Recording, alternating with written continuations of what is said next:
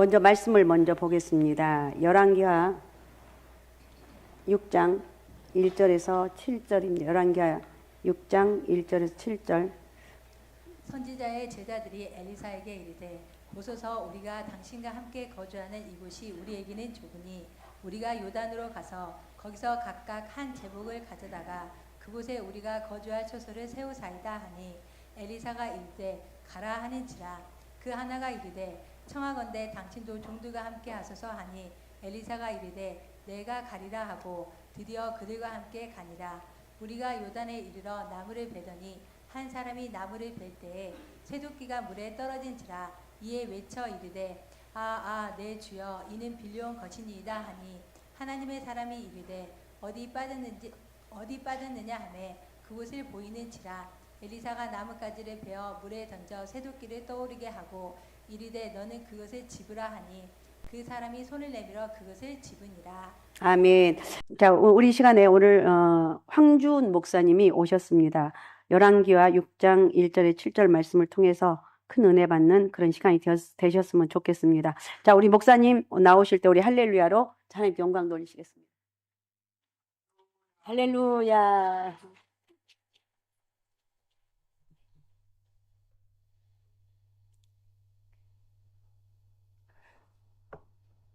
네, 소개받고 온 저는 청주에서 온 황주원 목사입니다. 풍성교회를 담임하고 있습니다. 저 지난번에 신문기 목사님 집회하셨죠? 네, 신문기 목사님이 이거 잘하라고 했잖아요, 그죠? 예, 신문기 목사님이 두 분 담임 목사님을 엄청 자랑하시는 거예요. 두 분의 영성과 인성과 지성이 굉장하시다고 가서 좀 배워오래요. 저를 좀 가르쳐 주시면 감사하겠습니다. 근데 저는 두 분을 잘 몰라요. 근데 유튜브로 고유경 전도사님을 한번 뵌 적이 있어요. 그 전도사님을 보고 와, 이분 대단하다. 이런 딸을 둔 부모님은 얼마나 좋을까 그런 생각을 했거든요. 근데 천부산 민족기도원에서 지난번에 집회 한번 하셨잖아요. 전도사님이 와, 대단한 분이다. 정말 이분을 딸을 보면 그 부모님을 알잖아요. 대단한 부모님이시겠다 싶은 생각이 들더라고요. 신 목사님이 얼마나 사랑을 하시는지 저에게도 그런 영성이 좀 흘려 보내주시면 좋겠습니다. 저는 말을 잘 못합니다. 그런데 아까 목사님도 그러시더라고요. 말 잘 못한다고 그러시는 거예요. 목사님 죄송해요. 제가 말 잘 못해요. 그랬더니 아우 괜찮다고 말씀만 잘 전하면 된다고 그러시는 거예요. 그래서 제가 오늘 말씀을 잘 준비해서 왔습니다. 준비한 말씀이 여러분 각자에게 하나님이 주신 사명과 또 주신 그 헌신을 잃어버린 것이 있다면 이 시간을 통해서 그 사명과 헌신을 잡는 시간이 되기를 원합니다. 그리고 회복되어지는 시간이 되기를 원합니다. 오늘 말씀은요, 열왕기하 6장의 말씀은요, 주전 9세기 때 북이스라엘에서 있었던 엘리사 때 있었던 사건입니다. 우리가 성경을 조금 더 깊고 정확하게 이해를 하려면 최초의 수신자의 관점에서 성경을 보는 것이 중요합니다. 왜냐하면요, 이 성경은요, 그 당시 언어나 문화나 환경 속에 있는 사람들에게 주신 말씀이거든요. 그죠? 네. 네. 왜냐하면요, 이 성경은, 그래서 이 열왕기서는요, 지금 바벨론으로 포로로 가 있는 사람들에게 주신 말씀입니다. 그래서 우리가 열왕기서를 읽을 때, 지금 바벨론으로 포로가 잡혀 있는 이 사람들이 읽고 있구나 하는 그 마음으로 읽으면 말씀을 더 깊이 이해할 수 있으실 것입니다. 오늘 본문은요, 우리가 너무너무 잘 알고 있는 말씀입니다. 엘리사 시대에 쇠도끼가 물 위로 떠오르는 그런 정말 아주 특별한 기적의 사건입니다. 북이스라엘은요, 아합 왕 때 3년 6개월의 기근이 있었습니다. 그죠? 또 그 아들 여호람 때는요, 7년의 기근이 있었거든요. 지금 북이스라엘은요, 영적인 환경으로 보면 굉장히 어둡고 악한 시대입니다. 이렇게 환경이 힘들고 악한데 굉장히 기분 좋은 소식이 하나 있습니다. 1절에 보니까요, 선지자 생도들이 거주하는 것이 어떻다고 합니까? 좁다고 합니다. 그죠? 좁다는 것은 무엇입니까? 하나님의 말씀을 배우고 주님의 제자가 되겠다고 많은 사람들이 모여드는 거예요. 교회가 좁다는 것은 무엇입니까? 전도되고 봉하고 성장했다는 것이잖아요. 그죠? 그 당시 영적으로 보면요, 가장 타락한 시대입니다. 그럼에도 불구하고 선지자 학교가 좁습니다. 그러니까 여기에 하나님의 메시지가 뭐냐 하면요, 시대가 아무리 악해도 하나님의 사람은 오히려 모이기를 힘써야 된다는 거예요. 하나님의 역사를 가져올 수 있다는 것을 말을 하는 것입니다. 모여야만이 하나님의 역사를 볼 수 있다는 거예요. 기도하는 일, 예배하는 일에 모여야 됩니다. 몸부림을 쳤더라도 거기에 빠지지 않도록 노력해야 합니다. 지금 세상이요, 어둡고 힘들다고 밖에서 이야기하지 않습니까? 근데 상갈소망교회를 보면 아직까지 한국교회가 희망이 있다 해야 되잖아요. 그죠? 아멘. 많은 사람들이 한국교회가 어렵다고 합니다. 힘들다고 합니다. 근데 정말 한국교회가, 모든 교회가 힘들고 어렵습니까? 그렇지 않습니다. 힘들다, 어렵다 하는 교회가 힘들고 어려운 거예요. 아멘. 그렇습니다. 어느 목사님이 그러시더라고요. 늦게 집회를 하시고 교회를 가셨대요. 교회를 가셨는데 시간이 1시 반 뭐 이렇게 되셨나 봐요. 밤. 그런데 본당에 뭐 할 일이 있어서 본당에 가셨더니 나이 드신 권사님 2분이 맨 앞에 앉으셔가지고 막 기도를 하고 계시더래요. 그래서 담임 목사님이 그 2분을 딱 보는 순간에 우리 교회가 아직까지 희망이 있구나 하시면서 희망을 보셨다고 하시더라고요. 여러분들도 교회의 희망이 되시기를 바랍니다. 하나님의 희망이 되시기를 바랍니다. 시대가 어려울수록 말씀이 알고 싶어서 모이고 기도하는 일꾼들이 다 되기를 축복합니다. 하나님의 사람은요, 환경 때문에 모이는 것이 아닙니다. 부르심으로 모이는 것입니다. 그 자리가 편해서 모이는 것이 아닙니다. 사명으로 모이는 거예요. 기도 자리가 편합니까? 편하지 않습니다. 그렇지만 예배의 사명, 기도의 사명을 절대로 놓치지 마시기를 바랍니다. 지금 환경을 보면요, 아무런 소망이 없습니다. 영적으로 보면요, 굉장히, 그런데도 영적으로 보면 굉장히 소망이 있는 거예요. 어둠의 시대에도 하나님의 사람들이 존재하고 있고, 어둠의 시대에도 하나님의 역사가 진행되고 있다는 것을 암시적으로 보여주고 있는 거예요. 하나님의 사람은요, 어려울수록 더 모여야 하고 더 집결해가지고 예배하고 기도해야 합니다. 말씀으로, 기도로, 열정으로 소망의 끈을 붙잡고 있으면요, 하나님의 역사를 보는 것입니다. 지금 선지자 학교가 좁다는 것은 한 줄기 희망인 거예요. 시대가 아무리 악한데도 희망이 보이는 것입니다. 교회가 어려울 때 여러분 한 사람 한 사람이 희망의 줄기가 다 되시기를 바랍니다. 저 장로님을 보면, 저 권사님을 보면, 저 집사님을 보면 희망이 보인다 해야 되잖아요. 그렇지 않습니까? 그런 사람이 많을 때 교회는 그 희망을 붙들고 가는 거예요. 저 장로님을 보면, 저 권사님을 보면, 저 집사님을 보면 우리 교회 희망 없어. 그러면 얼마나 불쌍합니까? 그죠? 모두 하나님이 희망을 붙들고 가는 모든 성도들이 되기를 축복합니다. 사무엘상에 보면요, 이스라엘 땅에 등불이 다 꺼져갑니다. 근데요, 하나님의 희망이 나타났어요. 그 사람이 누구입니까? 사무엘입니다. 사무엘은요, 하나님께 희망이었습니다. 시대를 보면요, 시대가 우리 시대마다 너무 어둡고 절망적이고 이 끝이구나, 소망이 없구나 하는 그 시대 중간중간마다 하나님께서는요, 소망을 주셨습니다. 우리 모두는요, 그 희망을 붙들고 있는 소망이 다 되시기를 바랍니다. 그게 여러분이었으면 좋겠습니다. 여러분의 가정에 여러분이 희망이었으면 좋겠습니다. 여러분의 이 교회에 여러분이 희망이었으면 좋겠습니다. 우리 한국교회에, 여러분의 교회, 상갈소망교회가 희망이었으면 좋겠습니다. 그 당시 건물을 짓는다는 것이 쉽습니까? 어렵습니다. 지금도 건물 짓는 거 어렵잖아요. 그 시대는 아마 더 어려웠을 것입니다. 일이 힘들어도 하나님이 원하는 일이라면 해야 되잖아요. 그죠? 아멘. 왜냐하면요, 여러분의 교회가 한국 교회의 희망인데 점점 더 넓혀가야 되잖아요. 그죠? 네, 사절에 보니까요, 이런 말이 나옵니다. 무리가 요단에 이르렀다 합니다. 무리라고 하는 이 단어는요, 공동체 대부분이 나왔다는 거예요. 이 사람 이래서 빠지고 저 사람 저래서 빠지고 그런 게 아닙니다. 대부분이 나와가지고 다 같이 협력해가지고 일을 했다는 거예요.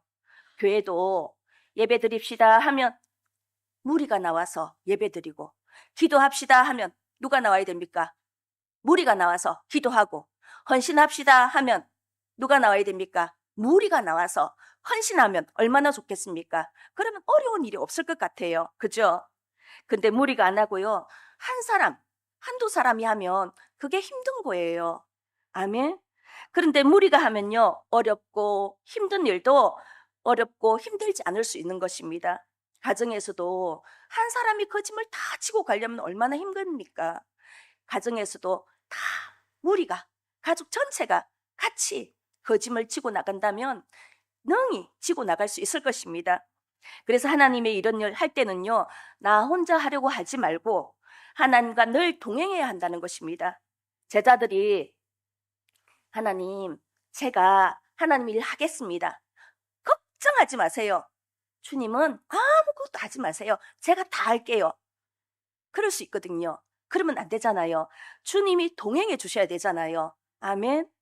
모세가 이스라엘을 구원하려고 자기 힘으로 하려고 할 때는 어떻게 됐습니까? 사람을 죽여서 도망자가 되었습니다. 그런데 하나님이 함께 하시니까 이스라엘을 구원하는 지도자가 된 거예요. 그러하듯이 하나님의 일을 할 때는 하나님과 함께 해야 합니다. 2절에 보니까요, 하나님께 기도하고 하나님 말씀을 가르치고 배우는 장소가 너무 좁으니까 넓힐까요? 했더니 엘리사가 그렇게 하래요. 허락을 했습니다. 여러분이 교회 안에서 하나님을 일을 하고 싶을 때 있잖아요.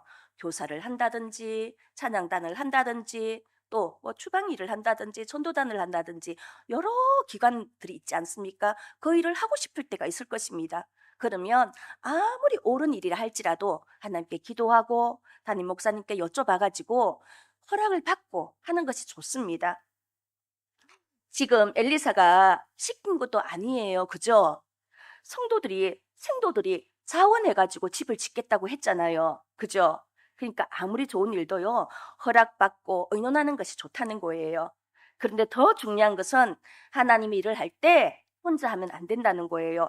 하나님과 늘 동행하셔야 된다는 것입니다. 그런데 이게 쉬운 일이 아닌 거예요. 3절에 보니까 한 사람은 엘리사를 굉장히 의지했습니다. 이 한 사람이요, 선생님도 우리와 함께 가세요 하고 동행을 해달라고 합니다. 우리가 하나님 일을 할 때 우리끼리 가면 왜 안 되냐면 하나님이 일을 하다 보면 어려운 일이 생길 수 있습니다. 그러면 동행하는 하나님이 해결해 주시잖아요. 그죠? 지금 이 제자는요, 도끼를 잃어버릴 것을 알고 같이 가달라고 했습니까? 아니에요. 그죠? 잃어버릴 것을 몰랐습니다. 우리끼리 가는 것보다 그냥 선생님이 함께 하면 왠지 든든하잖아요. 그죠? 그래서 함께 해달라고 한 것입니다. 우리와 함께 하시는 임마누엘의 하나님이신 거예요. 모세가 그러잖아요.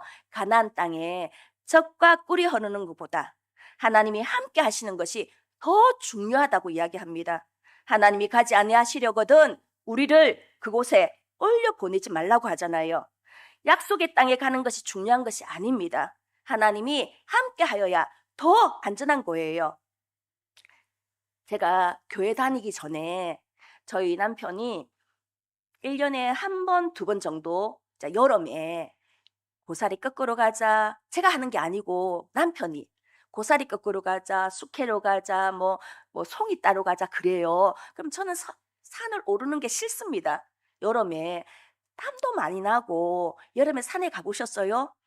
이 길다란 지렁이 있어요. 그거가 싫어요. 그래서 안 간다고 그럽니다. 근데 가재요. 근데 이제 한 번, 2번 따라가요. 그러면 산 아래에 이제 차를 딱 대놓고 남편이 그러는 거예요. 자기는 내 뒤만 따라오래요. 뭐 고사리 꺾으려고도 하지 말고 아무것도 하지 말래요. 그냥 내 뒤만 따라오래요.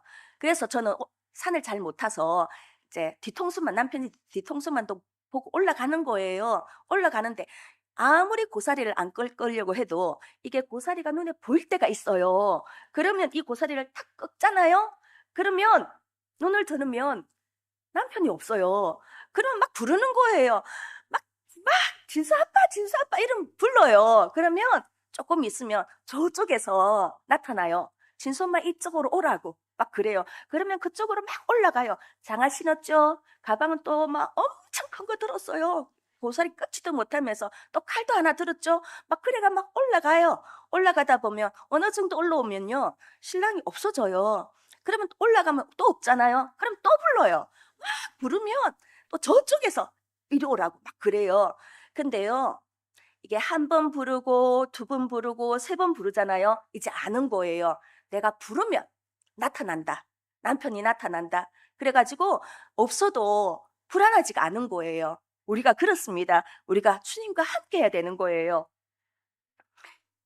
우리가 하나님의 일을 할 때 나 혼자 가냐, 하나님과 함께 가냐 하는 것은요, 굉장히 중요한 겁니다. 근데 하나님은요, 우리가 함께 동행을 해달라고 요청하면요, 거절하지 않으십니다. 같이 가자는 말은 뭡니까? 당신을 의지한다는 거잖아요. 교회 일할 때 여러분의 재주나 여러분의 지식이나 여러분의 경험을 의지하지 마시고 하나님을 전적으로 의지하여서 하나님의 일을 해가기를 바랍니다. 특히 경험이 많을수록 하나님을 더 의지해야 됩니다.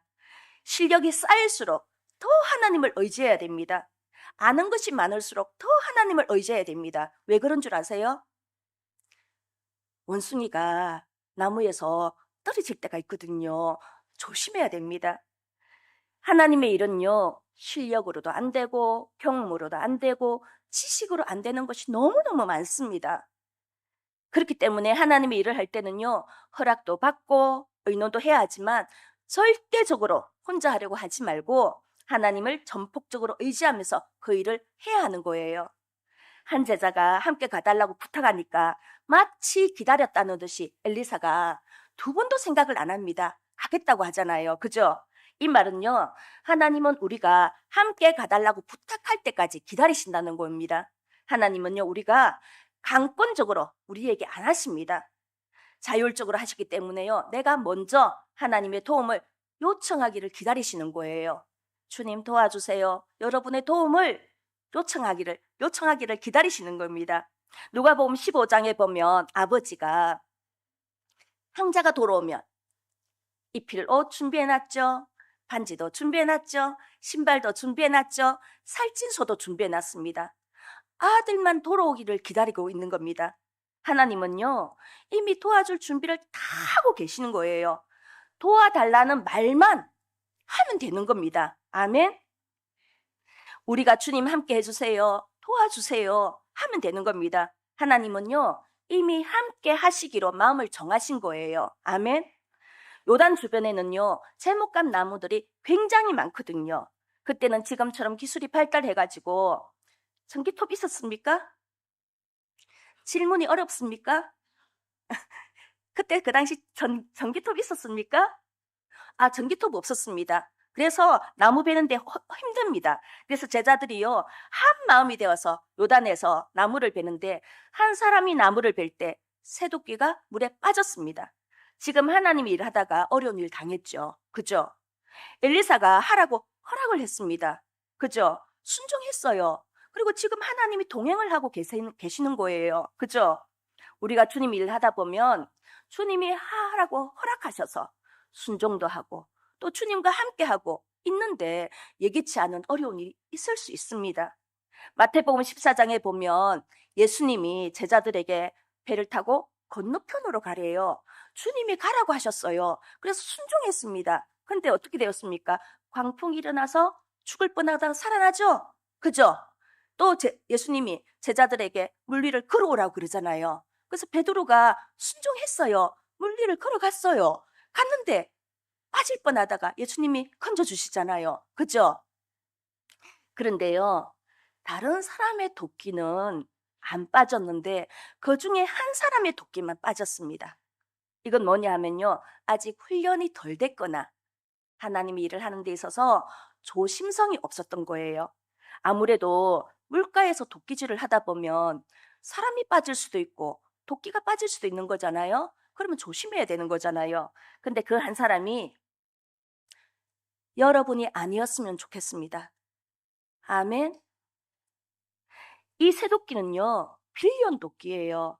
출애굽기에 보면 빌린 도끼를 잃어버렸거나 망가뜨리면 배상을 해야 합니다. 근데 배상을 못 하잖아요? 그러면 노예가 되는 제도가 있어요. 그 당시 철기 문화가 이미 들어왔습니다. 근데요, 이 철기 농기구가 굉장히 비쌌거든요. 빌려왔다는 이 말은요, 영적인 의미가 뭐냐 하면요, 우리는 하나님께 다 빌려서 한다는 거예요. 우리 생명, 하나님이 빌려주신 것입니다. 아멘. 우리 자녀들, 하나님이 빌려주신 거예요. 우리에게 주신 시간들, 하나님이 빌려주신 거예요. 우리에게 주신 건강, 하나님이 빌려주신 거예요. 하나님 일 잘하라고. 아멘. 돈, 하나님이 빌려주신 거예요. 아멘. 문헌을 보면요, 빌려주었다는 것은 뭡니까? 빌려왔다는 말은 무슨 의미입니까? 주인이 언젠가 달라고 하면 이걸 내줘야 되는 거예요. 그죠? 줘야 되는 겁니다. 문헌을 보면 대부분의 선지자 생도들은요, 가난합니다. 그래서 그 당시 가난한 사람들은요, 이 쇠도끼가 너무 비싸기 때문에 살 수가 없어요. 그러니까 지금 대부분의 선지자들은 어떻다는 겁니까? 이 쇠도끼를요, 빌려온 거예요. 가난하기 때문에 자기 돈으로 산 게 없습니다. 여러분은 어떻게 가진 것들이 여러분의 것으로 하고 계십니까? 우리는 다 빌려서 하는 겁니다. 내가 없습니다. 그죠? 좀 호응을 이렇게 좀 해주십시오. 네. 네. 우리는 내 거 가지고 하는 거 아닙니다. 그죠? 네. 우리가요, 사역을 하다 보면요, 잘못해가지고 예기치 않은 어려움이 있을 수 있습니다.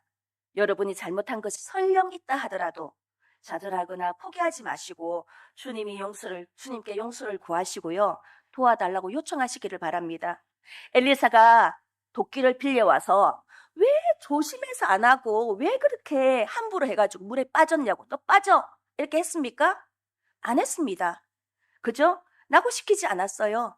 하나님은 우리가 연약한 것을 다 알고 있어요. 우리는 다 연약합니다. 실수할 수 있습니다. 그런데 지금 나무를 베는데요, 집을 준비하고 있는데 한 사람이 뭐라고 하냐면 내 주여 하고 외칩니다. 빌린 도끼가 물에 빠진 거예요. 이 말은 아하흐라고 합니다. 굉장한 슬픔을 나타낼 때 쓰는 감탄사예요. 우리가 왜 가을에 단풍 구경 갔다 오셨죠? 안 갔다 오셨어요? 갔다 오셨잖아요. 길거리에 보면 단풍이 얼마나 예쁘게 있습니까? 그러면 우리가 감탄하죠? 하나님은 어떻게 저렇게 신명망측하게 물감을 잘 들여놓으셨냐고 우리가 감탄하지 않습니까? 그런데요, 이 아하흐, 이 말은 진짜 슬플 때, 인간의 힘으로 어떻게 할 수 없을 때 이 쓰는 감탄사입니다. 그러니까요, 이 사람은 이 쇠도끼를 건져낼 수 있는 소망이 있습니까? 전혀 없습니다. 지금 요단강이요, 건기가 아니라 우기였던 것 같아요. 그 당시 요단강이 우기 때는요, 수심이 7m 이상이었습니다. 수심이 7m 이상이 되는 그곳에 도끼가 빠진 거예요. 그 당시 기술로는 이것을 건져낼 수 있는 방법이 거의 없습니다. 그 당시에 스쿠버 다이빙 있었습니까? 이렇게 좀 없었죠?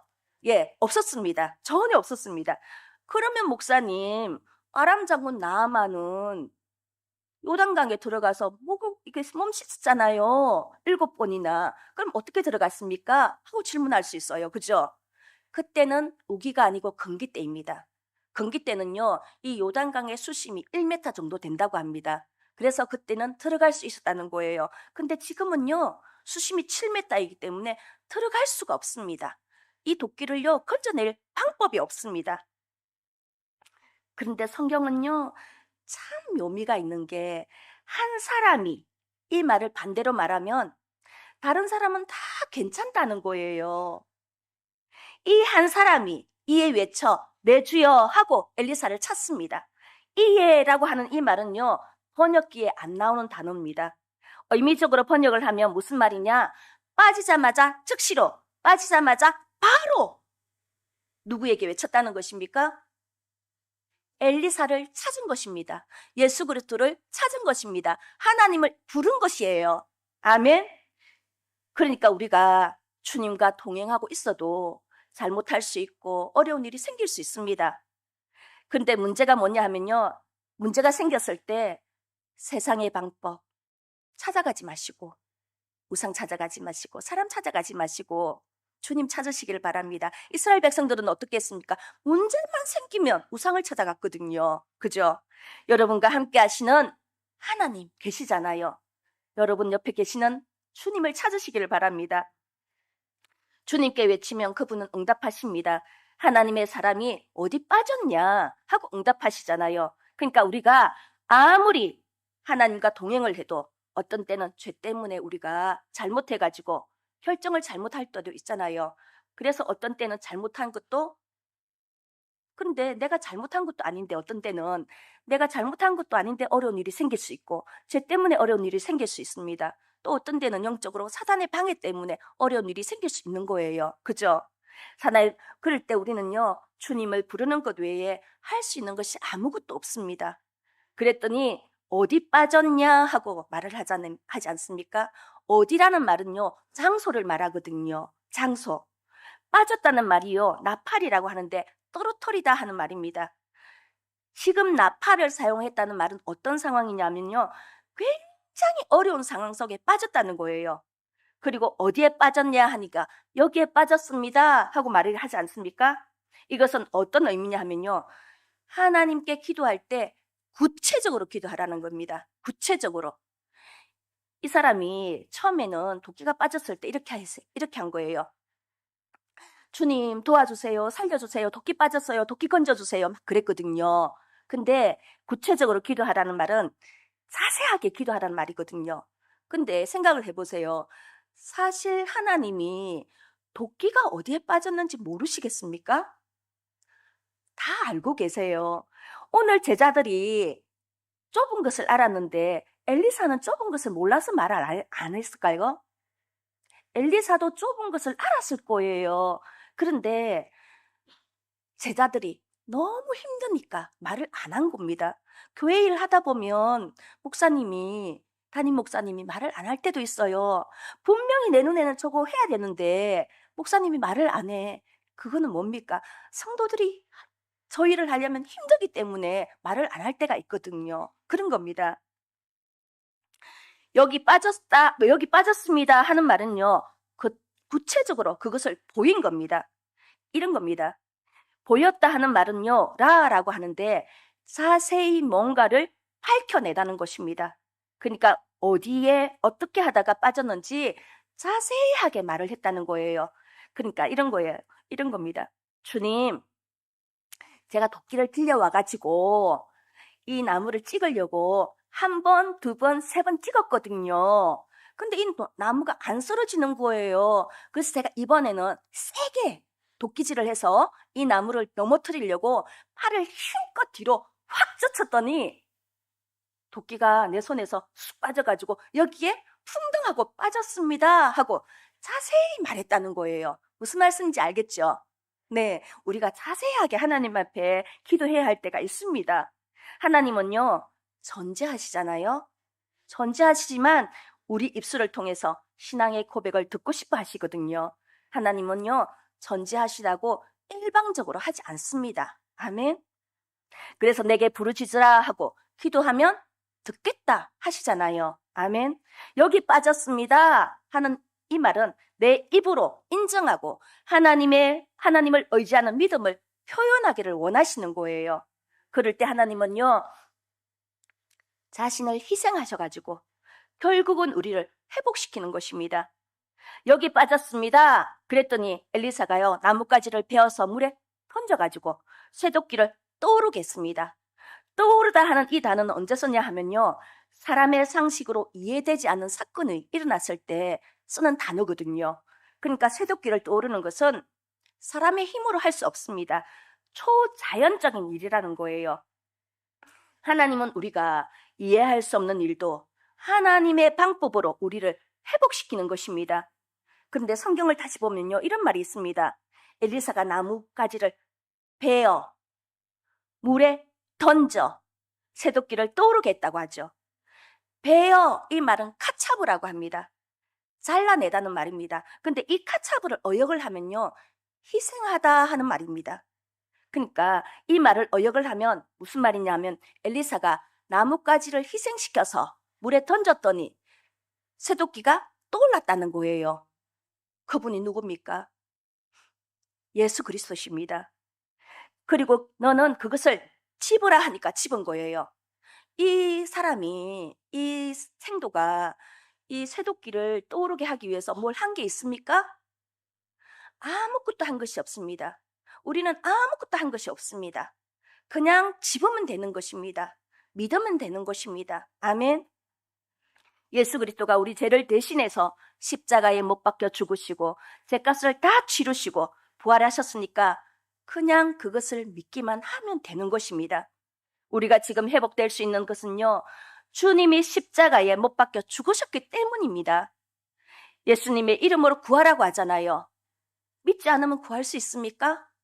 예수님의 예수님을 믿어야 예수님의 이름을 사용해서 구할 수 있는 것입니다.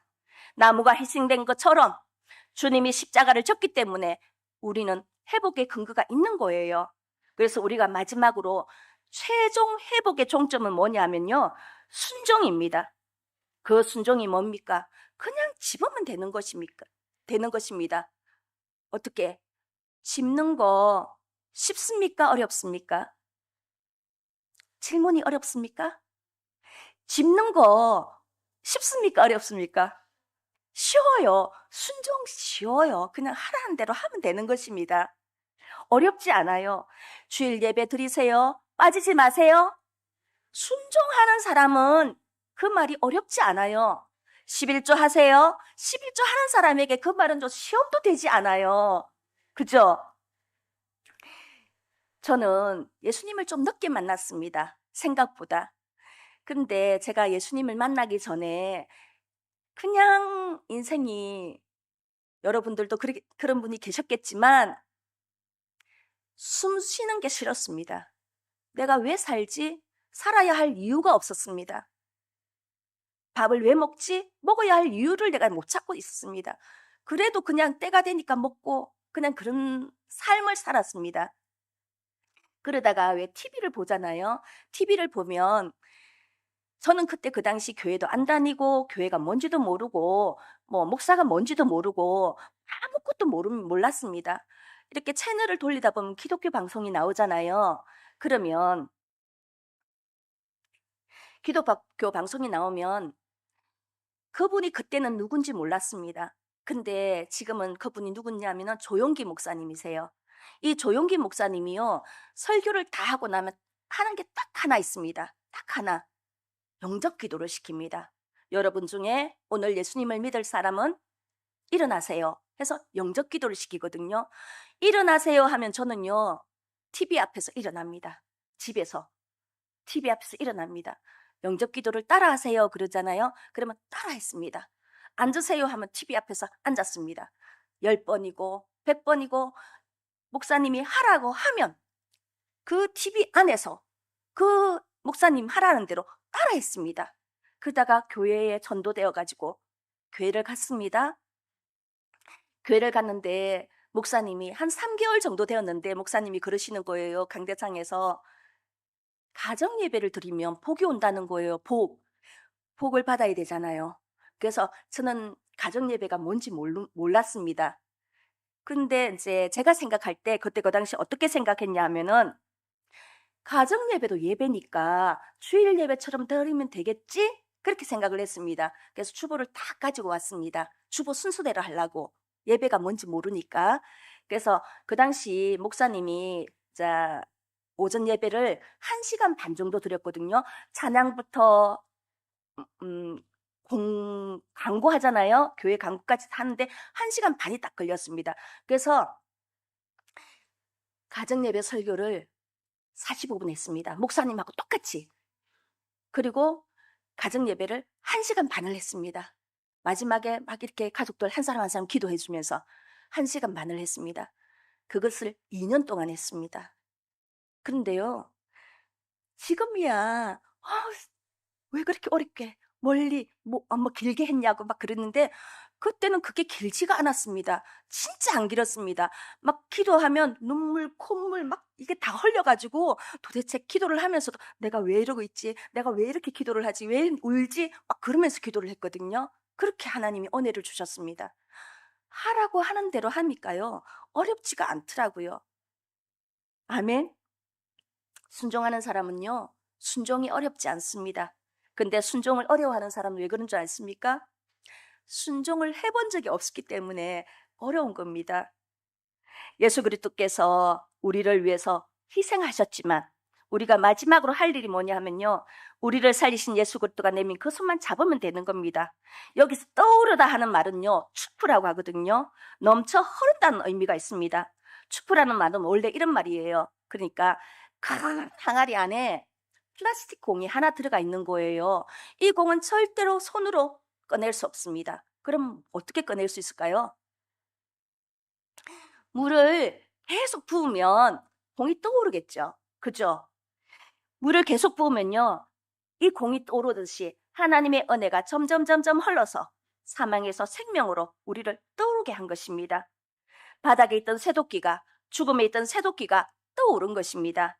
주님이 물에 빠져있던 도저히 떠오를 수는 없는 우리를, 도저히 구원받을 수 없는 우리를 떠오르게 하신 것입니다. 예수님이 던져져서 희생되어져서 우리를 구원해 주신 것입니다. 예수님께서요, 하늘에서 예수 그리스도를 던져버린 겁니다. 예를 들어 이런 것입니다. 한 20층에서 내려오는 방법은 2가지입니다. 좀 힘들지만 계단으로 내려오든지 엘리베이터를 타고 내려오든지 아니면 20층에서 뛰어내리는 거예요. 그죠? 그러면 1층에 다 도달을 했어요. 그죠? 근데 한 사람은 죽어서 내려왔고 한 사람은 살은 거예요. 그죠? 예수 그리스도가 던져져 가지고 우리가 구원받은 것입니다. 그럼 오늘 이 말씀으로 하나님은 지금 이 바벨론에 포로로 가 있는 이 사람들에게 무슨 말을 하고 싶냐 하는 겁니다. 이스라엘 백성들은요, 자기들이 죄를 짓고 잘못했기 때문에 잘못해가지고 이 바벨론으로 잡혀갔잖아요. 그렇기 때문에 하나님이 버려도 이 사람들은 뭐라고 말을 할 수 없는 것입니다. 할 말이 없어요. 70년 만에 포로들이 돌아오면서 이 사람들이 다 회개했습니까? 앞으로 신앙생활 신실하게 하나님 말씀 잘 살자고 순종하자고 회개 운동했습니까? 신앙 운동했습니까? 아닙니다. 그냥 70년 동안 남의 나라에 잡아놨다가 때가 되면 하나님이 돌아오게 해주겠다는 거잖아요. 그죠? 그래서 하나님은요, 그들을 버리지 않고 다시 하나님의 방법으로 회복시키겠다는 것입니다. 그냥 하나님이 뭘 잘해서 이 사람들이 돌아오는 게 아닙니다. 그냥 언약 때문에 돌아오는 거예요. 그게 은혜적 언약이라고 하거든요. 우리가 하나님께 빌려준 것 가지고 잘못 살아가지고 지금 이 바벨론이라고 하는 이 물에 우리가 새도끼가 되어서 빠졌구나 하고 이 사람들이 생각하는 겁니다. 하나님이 빌려준 것 가지고 우리가 이 우상 숭배했구나. 하나님이 빌려준 것 가지고 우리가 언약의 땅을 다 빼앗겼구나 생각하는 겁니다. 그 땅의 원주인은 누구입니까? 하나님이시거든요. 하나님이 그 땅을 주셨거든요. 원래 가나안 땅은요, 언약의 땅입니다. 그래서 영적으로 보면요, 전체가 성전이거든요. 가나안 원주민들이 땅을 엉망으로 만들어 놓으니까 그 가나안 백성들 다 빼고 하나님이 이스라엘 백성들에게 이 땅을 임대해 줬거든요. 근데 이 백성들이 또 땅을 엉망으로 만들어 놓으니까 그걸 그 이스라엘 백성들을 다 빼고 바벨론으로 포로로 잡혀가게 한 거단 말이에요. 그죠? 네. 아멘. 네.